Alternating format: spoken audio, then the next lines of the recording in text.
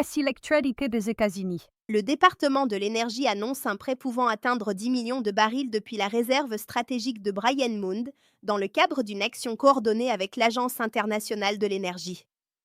Les prix de l'essence dépassent 4 $ le gallon, soit une hausse d'environ 36% depuis la fin février.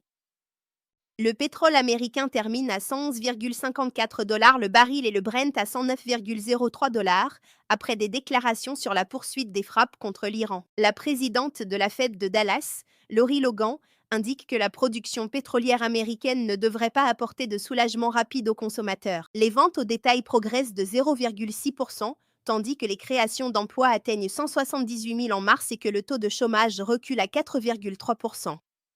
Les inscriptions hebdomadaires au chômage baissent à 202 000, alors que le déficit commercial atteint 57,3 milliards de dollars. Le représentant américain au commerce, Jamison Greer, indique que les États-Unis ne sont pas prêts à quitter l'Organisation mondiale du commerce. À Washington, DC, l'administration Trump, en lien avec la Cour d'appel du district de Columbia, a déposé un recours en urgence pour reprendre les travaux du ballroom de la Maison-Blanche, après une décision du juge fédéral Richard Léon ordonnant leur suspension.